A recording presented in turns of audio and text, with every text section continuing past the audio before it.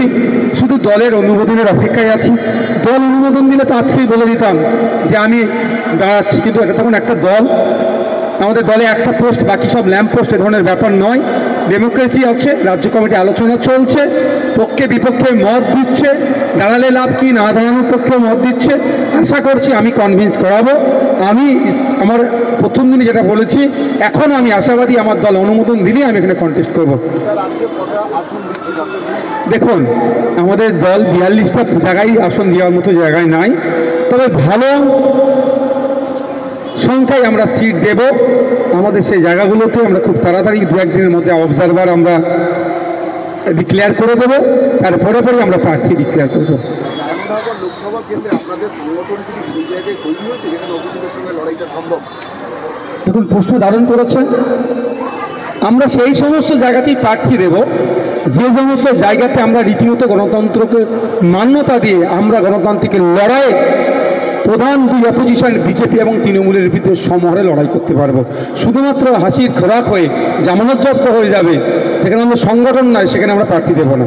তৃণমূলে গতকাল এই নিয়ে রাজনৈতিক ঘটনা, তিনি নাকি 7ই মার্চ বিজেপিতে যোগদান করলেন, কীভাবে দেখছেন? দেশ ডেমোক্রেটিক কান্ট্রি, যার যেখানে ইচ্ছা, যে দলের ইচ্ছা, যেখানে ইচ্ছা বিচরণ করতে পারে, কোনো দলে যেতে পারে, কন্টেস্ট করতে পারে, সেটা তারই একান্ত ব্যক্তিগত ব্যাপার। তবে অভিজিৎ মহাশয়ের সম্পর্কে বাংলার মানুষের যে ধারণা আছে, উনি যদি কোনো একটা নির্দিষ্ট দলেরও পারফরমেন্স করেন, সেই যে ওনার প্রতি আস্থা, বিশ্বাস, ভরসা, যে ভালোবাসা তৈরি হয়েছিল, সেটাকে নিশ্চিতভাবে কিছুটা হলে ধাক্কা খাবে। যে কোনো রাজনৈতিক দলের হয়ে কন্টেস্ট করুক বা যোগদান করুক না কেন, আমরা চাইব এনাদের মতো ব্যক্তিত্ব যারা আছেন, নিরপেক্ষতা থেকে আমাদেরকে বেশি বেশি যে আমরা রাজনৈতিক লড়াই করছি আর আমাদেরকে উৎসাহিত করি। কারণ আমরা বিজেপির সঙ্গে বলেছিলাম, আজও বলছি, পশ্চিমবাংলার মানুষজন কোর্টের প্রতি, সাধারণ মানুষের কোর্টের প্রতি একটা দৃষ্টিভঙ্গি ক্রমশ পিছিয়ে যাচ্ছিল। সর্বপ্রথম অভিষেকবাদী আপনার অভিজিৎ গাঙ্গুলী মহাশয়ের যে দৃঢ়তার সাথে যেভাবে ওই চাকরি চুরিকে ধরেছিল, মানুষের নজর কিন্তু কোর্টের দিকে ফিরেছে। এখন কথায় কথায় আমরাও বলতে সাহস পাচ্ছি এবং আমাদের যারা জনগণ আছেন তারাও সাহস পাচ্ছে যে দিনের শেষে আমাদের বিচার পেতে গেলে কোর্টেরই দ্বারস্থ হব। সেটা যাতে বজায় থাকে প্রত্যেকেরই দেখার দরকার। লোকসভা কেন্দ্রে যারা তৃণমূলের ছোট বা ব্লক স্তরের বা জেলা স্তরের নেতৃত্ব, তারা জানাচ্ছে যে তারা সাংসদকে 5 লক্ষ ভোটে এই 2024-এ জেতাবে। এই নিয়ে কি বলছে? সাংসদের কাছ থেকে বড় পদ অর্জনের অনেক কিছু বলছে, গণতন্ত্র শেষ কথা বলবে। দেখুন, গত বছরে অর্থাৎ বিগত নির্বাচনে 2019-এর নির্বাচনে আমার কাছে ডেটা আছে কোন বুথে কীভাবে ছাপ্পা হয়েছিল। প্রায় 590টি বুথে, যেখানে বিরোধীরা 3টে 4টে 2টো 1টা শূন্য ভোট পেয়েছে, সেখানে 700, 650, 950 ভোট পেয়েছিল।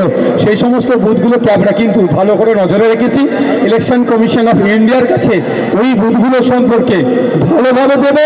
ওই যে ছাপ্পা মারাবে না, চিরতরের জন্য এখান থেকে বন্ধ করে দেবে।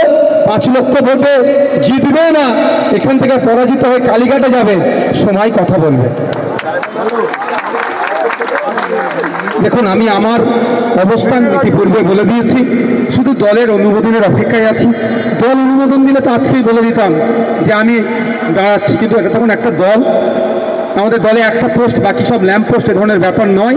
ডেমোক্রেসি আছে, রাজ্য কমিটি আলোচনা চলছে, পক্ষে বিপক্ষে মত দিচ্ছে, দাঁড়ালে লাভ কি, না দাঁড়ানোর পক্ষেও মত দিচ্ছে। আশা করছি আমি কনভিন্স করাবো। আমি আমার প্রথম দিনে যেটা বলেছি, এখন আমি আশাবাদী আমার দল অনুমোদন দিলেই আমি এখানে কন্টেস্ট করব। দেখুন, আমাদের দল 42টা জায়গায় আসন দেওয়ার মতো জায়গায় নাই, তবে ভালো সংখ্যায় আমরা সিট দেব। আমাদের সেই জায়গাগুলোতে আমরা খুব তাড়াতাড়ি 2-1 দিনের মধ্যে অবজারভার আমরা ডিক্লেয়ার করে দেবো, তারপরে পরে আমরা প্রার্থী ডিক্লেয়ার করবো।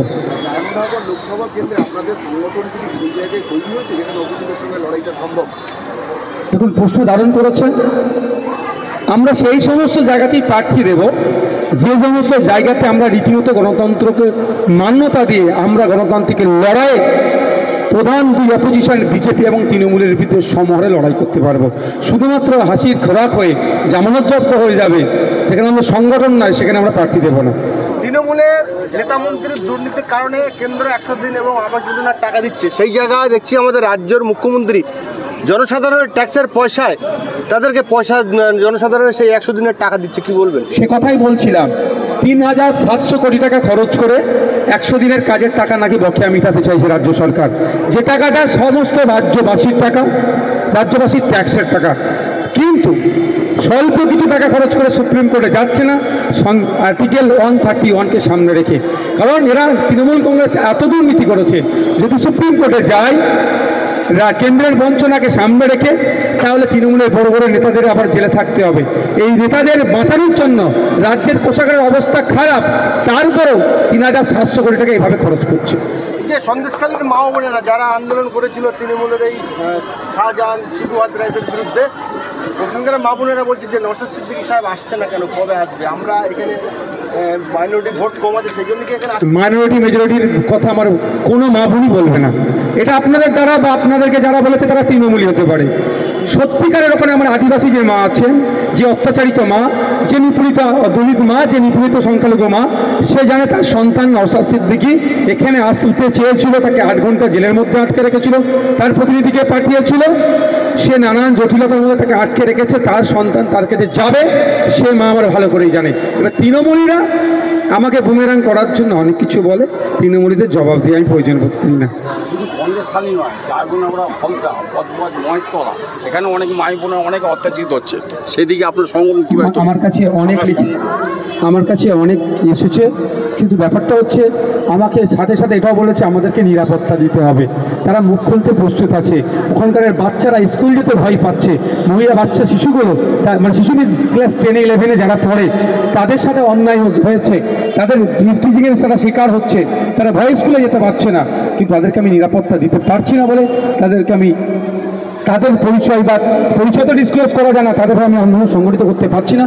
আমি বেশ কিছু জোগাড় করছি যাতে ঐক্যবদ্ধভাবে হয়ে যারা খাদক যারা আছে, যারা মানুষ নয়, যারা পশুর থেকে নিকৃষ্ট, তাদের বিরুদ্ধে আমরা লড়াই থাকবো। তোমার কিছু করছেন? Thank you. আপনার এমপি অভিষেক ব্যানার্জি আগামী কোনো সময়ে ডায়মন্ড হারবারে বক্তব্য দিলে এ কথার জবাব তিনি দেবেন। পার্লামেন্টে যখন সিএ পাস হচ্ছিল, উনি কোন পক্ষে ভোট দিয়েছিলেন? না ভোটদান থেকে বিরোধী ছিলেন, না সিএ এর বিরোধিতা করেছিলেন? ওনার মুখ থেকে আমরা জানতে চাই। তারপরে নওশাদ সিদ্দিকী ডেটা দিয়ে ওনার কথার সাথে সত্যতা মিলিয়ে দেবে। আপনারা ভোট দিচ্ছেন সিএ এর হাত থেকে বাঁচার জন্য, আর আপনাদের এমপি কোন দিকে ভোট দিয়েছিল জানেন? ওনার অপেক্ষায় থাকি উত্তরের, তারপরে সত্যটা আমি দেখিয়ে দেব। সে ডেটাও আমাদের কাছে আছে। কাকে ভোট দিচ্ছে? কৃষি প্রধান এলাকা এই বিষ্ণুপুর, এই দিকটা ইন্ডাস্ট্রিয়াল এরিয়া ছিল ফলতা, স্পেশাল ইকোনমিক জোন ছিল ফলতা, নতুন ইন্ডাস্ট্রি আসা তো দূরের কথা, অভিষেক ব্যানার্জির সাঙ্গপাঙ্গ, মমতা ব্যানার্জির ভাই পদের অত্যাচারে শিল্পপতিরা এখান থেকে শিল্প গুটিয়ে নিয়ে চলে যাচ্ছে, আর আমাদের মানুষজন যারা কাজ করত তারা কাজ হারিয়ে হা করছে। ভুল বলছি নাকি? ভুল বললে এক কথাই বলছি।